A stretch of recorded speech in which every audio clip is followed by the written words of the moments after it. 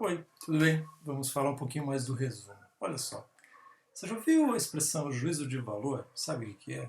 Bom, o juízo de valor, ele ocorre quando eu dou o meu parecer sobre um determinado ponto, um determinado assunto. Quando eu falo, por exemplo, que um determinado autor, um autor qualquer, escreveu com muita lucidez, ou escreveu com muita sapiência o seu livro, o seu capítulo de livro, o seu artigo, enfim, eu estou dando um juízo de valor. Estou dizendo o que eu acho dele. Se eu digo se o autor escreveu com muita sapiência, eu estou julgando esse autor. E esse tipo de julgamento, que aliás é muito comum no meio jurídico, e às vezes é utilizado de maneira totalmente equivocada, ele não deve aparecer no resumo. Sabe por quê? Nem eu, nem o professor Yulo, nem a professora Tatiana, nem o professor da área de linguagem do positivo perguntou para você o que você achava do texto que nós passamos para você. Nós sugerimos um texto para você ler e pedimos para você ler esse texto apenas. Olha, pode ser que a gente peça para você futuramente o que você pensou de determinado texto, mas ainda não é o momento para você dar juízos de valor sobre determinados autores, né? Principalmente sobre autores assim ainda um pouco complexos para quem está entrando numa universidade. Então você deve estar ouvindo cachorros por aqui, né? Não sei se está escutando daí, mas a minha rua tem assim mais cachorro que gente, então eles estão latindo bastante. Alguém, infelizmente, deve estar passeando na rua e não deveria estar em casa. Bom, continuando. Nós temos a seguinte situação. No resumo, você não dá juízo de valor e você não coloca a sua opinião. Então é muito importante que você, como eu já falei nos outros vídeos, você leia o autor, tenha o entendimento dele e que você escreva sobre aquilo que você entendeu. Lembra que eu tinha comentado, se eu não comentei, comento agora, eu tinha comentado sobre limite de interpretação. O resumo, ele tem muito a ver com o limite de interpretação. Eu vou explicar por quê. A gente costuma dizer que cada pessoa tem um entendimento do texto, cada pessoa vê o mundo do seu ponto de vista. Isso não é mentira.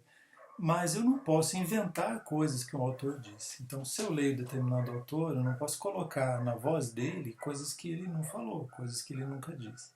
E daí a importância da gente ficar dentro de um território do possível, dentro do território da lógica, e circunscrevendo dentro desse território aquilo que o autor realmente pesquisou e sobre o qual ele escreveu. Eu vou dar um exemplo para vocês. Esses cachorros estão me atrapalhando um pouco.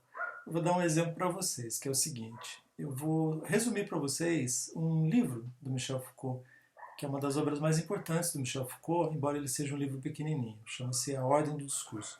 A Ordem do Discurso é uma fala que o Foucault fez quando ele entrou para a Escola de Altos Estudos francesa, quando ele teve a honra de ocupar uma cadeira dessa escola. O Foucault, nesse livro, que foi uma fala de 1969, 1970, ele diz para ele o que é o discurso. Então ele começa dizendo que o discurso é a repetição da voz alheia. Então ele diz o seguinte, que o que nós falamos é a repetição da voz do outro. Para explicar isso e para continuar essa discussão, ele diz o seguinte, que o nosso discurso também é o resultado de forças de coerção. Para explicar isso, ele avança separando essas forças de coerção em dois pontos. Ele diz o seguinte, que o que nós falamos é o resultado de uma força de coerção, que tem dispositivos internos e tem dispositivos externos dessa coerção. E é disso que sai o discurso e o que nós falamos. Para fechar a obra, ele avança a discussão, ele diz que outras áreas, além da filosofia, já discutiram isso, e que ali, naquele momento, talvez não caiba falar sobre isso. E ele ainda, muito modestamente, diz o seguinte, que ele sabe que outros autores já falaram disso, mas que ele não pode dar conta do assunto inteiro, porque o assunto é complexo. Então, é um livro fundamental na obra do Foucault. O resumo do livro é isso.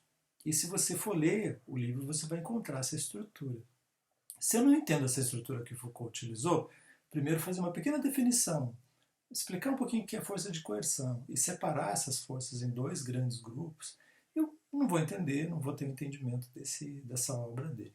Então, assim, ler um texto é também passar pela estrutura que um autor pensou, elaborou para escrever seu próprio texto. Então, eu vou fazer essa leitura e vou contar um segredo para vocês.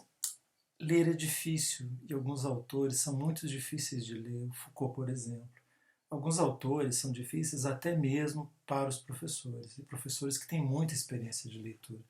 Então, quando você for ler um texto, não tenha medo desse texto. Saiba que outras pessoas também tiveram dificuldades ao ler esse texto, ao passar por ele. Mas ler também é um desafio.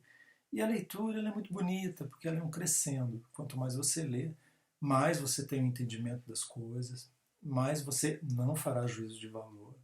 E ainda você vai estar, como eu falei agora há pouco, circunscrito dentro daquele território do que os autores disseram ou daquele autor em específico disse que você está estudando. Então fica aí mais uma orientação para você fazer o seu resumo. Voltamos a falar disso. Até mais.